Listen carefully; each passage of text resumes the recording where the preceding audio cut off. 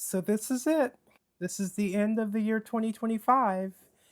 And by time you see this, it will already be 2026. So this year, 2025, was a year of hills and valleys. And I'm thankful to God that I'm actually ending the year in a better place than where I started. So we're ending 2025 on a positive note. So this year started off quite slow. It was beginning to look a lot like 2024, unfortunately. It actually turned out to be different from the previous year, and it all started during the month of March. I relocated to Texas for a contract role as a PCI consultant in Texas. And it was, to be completely honest, it was awful. Oh, wow. From day one on that job, I experienced workplace discrimination. And I was eventually let go only after 4 weeks before receiving my first paycheck, actually. So that was pretty sad. I did everything right. No one seemed to have a problem with me, vice versa. But that's how things ended there. And shortly after, last April, I lost my grandfather. So I ended up renting a car from Turo to drive from Texas to Mississippi to attend his funeral because I was not going to miss that. So I spent 6 months total in Texas, and it was a very difficult time for me.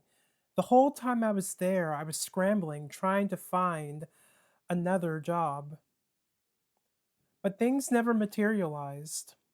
Right before I left, I did an interview with Capital One and I made it to their final round, which is called Power Day. No, I was not selected for that role either. It was also a cybersecurity role for PCI DSS. Around that same time, though, I interviewed for a job for a company here in Florida where I had lived previously, in the town that I had lived previously.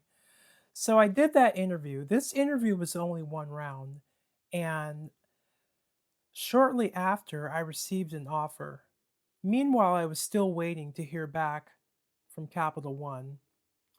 So I did accept the offer, but I was hoping that things would work out with Capital One, but they did not. So I saw it as a sign, as God telling me that He wants me to return back to Florida.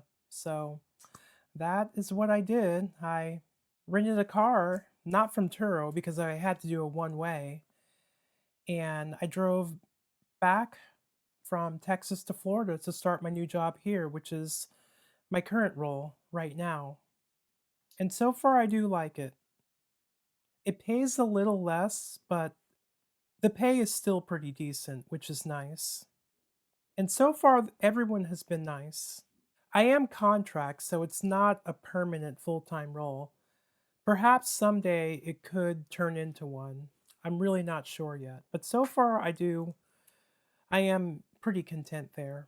But during that drive from leaving Texas, because mind you, I did not own a vehicle at the time, I had a chance to reflect on the 6 months that I had spent in Texas and everything that, I had gone through while I was out there, that I had experienced.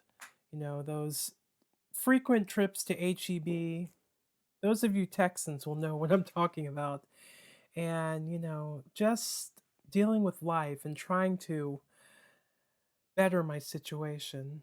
I could have stayed, but I chose not to because I had an opportunity here back in Florida. And so far, I do not regret my decision.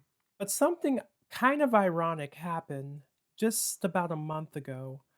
I had to return back to Texas to purchase a vehicle. I found the vehicle online and it just so happened to be located in not the town that I was living in Texas, but in Houston, Texas. So I flew to Houston. I saw the vehicle in person and decided to purchase it. And I drove it back here to Florida. And it's kind of strange that I had to return back to Texas 3 months after I had left. And today, I surrendered my Texas temporary license plate and pay the taxes and registration for my new vehicle here in Florida. Yeah, it was quite a lot, the taxes and everything. Yeah, it kind of hurt, but it's what I had to do. So now I have a Florida license plate that says the Sunshine State, which is nice. And I had an appointment too today, so I didn't have to wait for a long time. I worked half the day so that I would have time to do that. And it wasn't as busy as I had expected it to be there at the tax collector's office. And also, I had some time to run errands as well, so everything worked out okay with that. Looking back on the year 2025, reflecting on this past year, some things that I decided to do this year, I decided to return back to using an analog watch and surrendering my smartwatch. And so far, I like it. I'm wearing my Seiko watch today, but most times I wear my Casio G-Shock watch, I purchased this about 3 months ago, and so far I like it. It's been quite nice and not dealing with, the distractions of a smartwatch. But I didn't have notifications enabled on the watch that I had previously, the smartwatch. But it's nice having an old-fashioned watch now that is a dedicated device for telling time and a stopwatch or timer if you want it. And this is also solar powered too. I should do an interview on this watch, but maybe I will at some other time. I don't know. Let's see what else. Oh, I did purchase some lapel mics, the DJI Minis. I bought these about 2 months ago, but because I did not have the adapter from my old iPhone, I had to order the adapter from Amazon. And I'm working full time, so I haven't had much time to make videos either. But hopefully, in the coming year, I'll have more time to do that. Something else I did with my phone, my text message notifications, I turned those off. Now I only check my text messages maybe 3 to 4 times a day, and that's it. If someone wants to contact me, they can call me, but my phone is on silent 90% of the time. Sometimes I will turn on text notifications, but it's been nice having them off. I even turned off my WhatsApp notifications too, because I belong to a few WhatsApp groups, and one of those groups has, gee, I don't even know, several thousand members. I could be wrong on that, but quite a lot.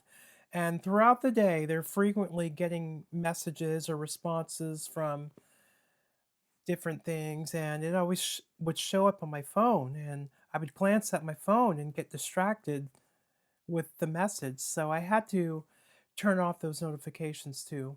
On occasion, I will turn them back on, but for the most part, I have them off. And I notice a difference now, a positive difference. I'm not as distracted. I'm able to maintain my own train of thought, which is very freeing. So for the year 2026, I'm focusing on better living. That's what I really want for this coming year, to live better. I think I've done a pretty good job up until this point, but I'm one of those people who would like to improve on different things, for sure. So, I'm hoping and I'm praying that things will continue to get better, and I know I'm going to do my best. Also, I'm 7.5 years, or about 7.5 years in to my transition. A lot has happened over the last 6 or 7 years, especially with the thing that happened in 2020. And that set back things a lot for a lot of people. Nothing has been the same since that time. Because I was so focused on other things during that time, I wasn't able to focus on that part of my life either, my transition. Of course, I continued taking my medications, and I had two surgeries, not gender affirming surgeries, but foot surgeries. And I think I may have mentioned this before, but yes, I had that at the end of 2023 and spring of 2024. So that's all done now, thankfully. So I'm not sure exactly how I'm going to afford the next step of what I would like to do. I'm reading a lot of different posts, even Reddit subreddits online that have given me more information about different options that I might have. So that's something that I'll definitely continue doing because I deal with a lot of gender dysphoria. I have no one else to talk to about it, but I deal with that quite a lot and it's only getting worse. It isn't improving at all. You know, hormones have taken me as far as I can go, and I don't see them taking me any further than where I'm at right now. So, yeah, that's something else that I'm looking into right now, but it's not something that I could do right away. It's definitely going to take time and planning, and definitely money. So I do have health insurance for next year, but I find that every single year, health insurance here in America gets worse. Unfortunately, the insurance plan that I have going into next year is has a higher deductible, which is not what I prefer to have, but it was the only thing that was available. And unfortunately, I do not receive benefits from my job, my current job, because I am a contractor. So that is also something that I'm also dealing with too, because it seems like every year it becomes more and more difficult to have access to the medications that I'll need for the rest of my life. And it scares me at times because if there came a day where I no longer had access, I'm not sure what I would do. And it's really sad because health insurance here should not be as expensive as it is. And if it were up to me, healthcare, universal healthcare would be available to all citizens in this country. Maybe you disagree with me, but that's how I feel about it. If other countries can do it, why can't we? And I do watch videos of other trans women from time to time, but I notice that a lot of them usually don't. There are certain details, certain aspects of having surgery that they do not share. And maybe that's for personal reasons. I can understand that, but there are many people who would like to know these things so that we can have that information. And sometimes I wonder, gee, these other trans women, they're not wealthy, they're not rich, they're regular people just like me. How are they able to afford surgery? How do they have access to surgery so easily? And if they traveled for their surgeries, how did they arrange accommodations to recover? Because chances are, I'm sure they didn't just, after finishing surgery, they leave the hospital, then board a flight and fly across the world if they had surgery in Thailand. So it would be nice to see more transparency on that. Also, at the same time, I do respect other people's privacy, but if you're putting yourself out there like that and sharing your surgeries or your experience, I think you should be willing to share that aspect of it as well. It would help a lot of people. I'm a pretty private person, so I probably would not be sharing anything. And that's okay. I'm not putting myself out there like that. However, if I chose to do so, I would do it in a way that would help other people, not look at me, I'm having surgery.